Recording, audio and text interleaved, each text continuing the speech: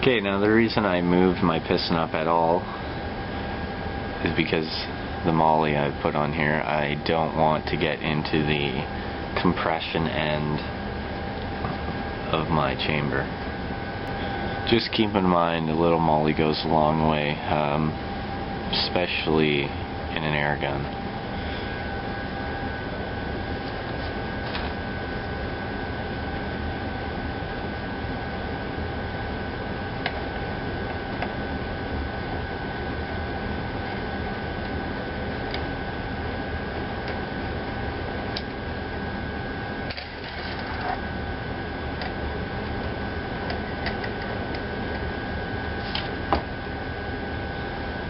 Okay, you can already see the difference that made, just in terms of how far that spring is sticking out, but that's exactly what we want. Okay, so now that you're taffet, also some people call it a front spring guide.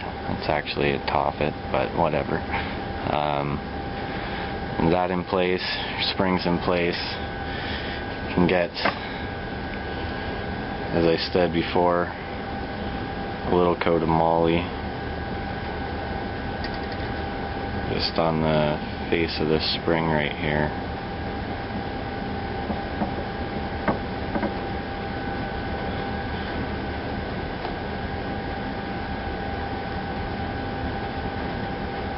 I'm doing it with my finger. You don't want to do it with your finger if you have really clean hands, because you can transfer some of the oils off of your skin onto there. So make sure your hands are dry or already covered in molly.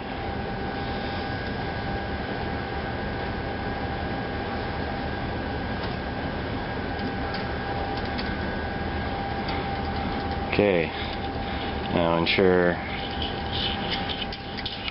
you have good sliding action on here. I can hear it grinding a little bit, so just put a bit of molly on there, spin it around a little bit. Now it's good to go. Okay, so now you can drop the entire assembly back into here.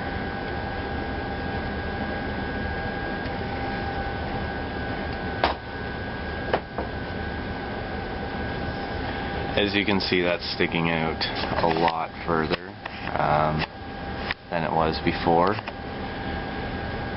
I also have to push my piston back in a little bit, but that's why when you're using your spring compressor, you want to make sure that it's set up at its fullest extent, so that when you remove the locking pin, you can unscrew it as much as possible.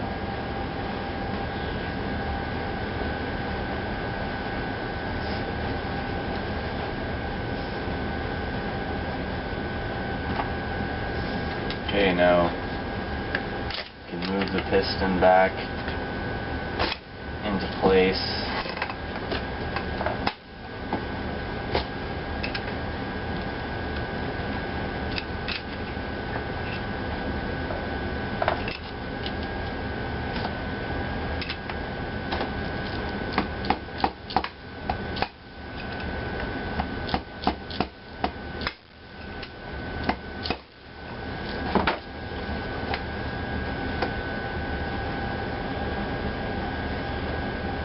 There we go.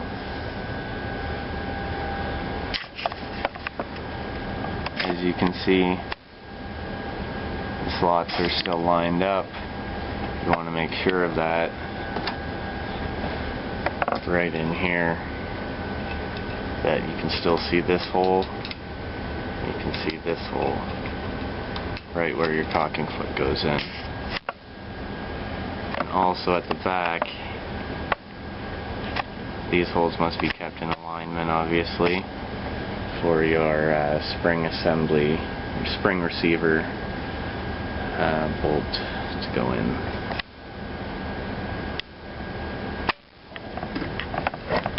Okay, so I'm going to throw all this back into the spring compressor, and it's ready to go back together. Okay, and I'm back. I got everything set up in the spring compressor once again.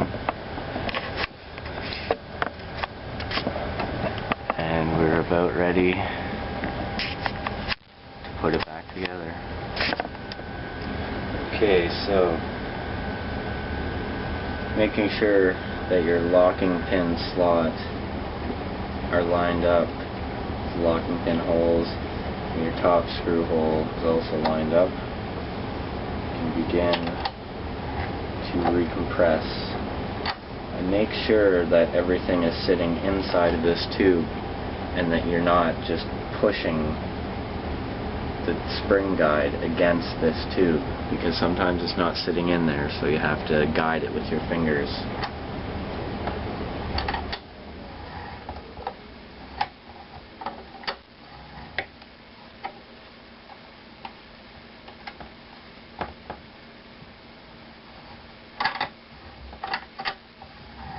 Sort of like what I just did right there.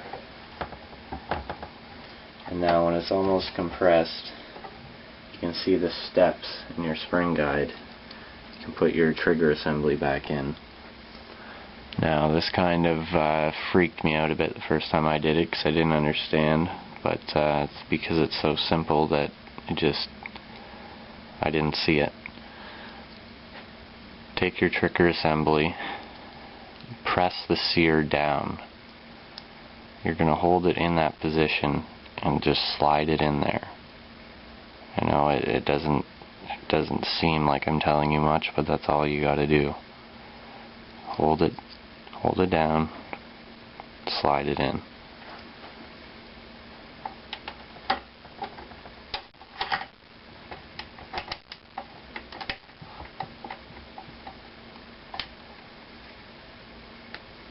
That's it. Show you again. Press your sear down. Just set it in there. Slide this forward and look right here. Make sure this hole's aligned. That's it. Simple. Continue to compress.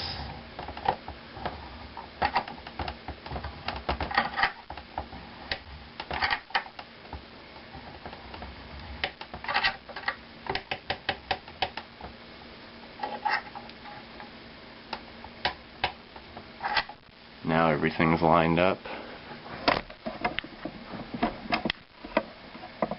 As you can see,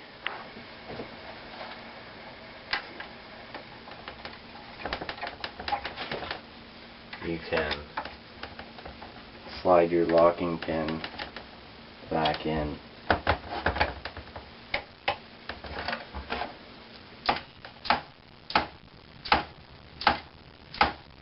All I'm doing right there is tapping this down so it aligns the locking pin hole.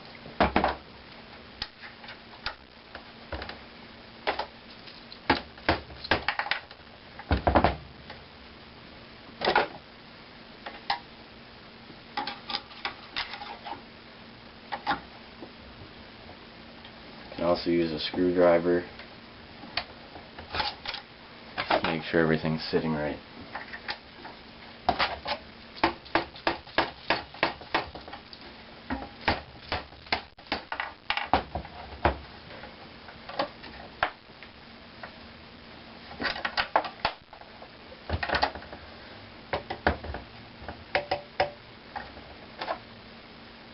If it doesn't go in, just try putting a bit more tension on it.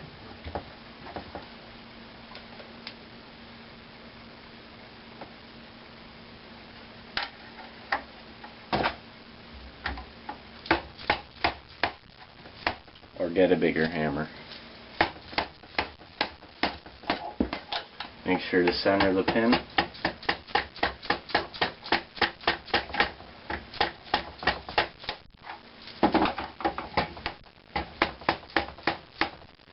Don't want it sticking out either side. And if you are hammering it into place there, just be careful, because if you hit it too hard the wrong way,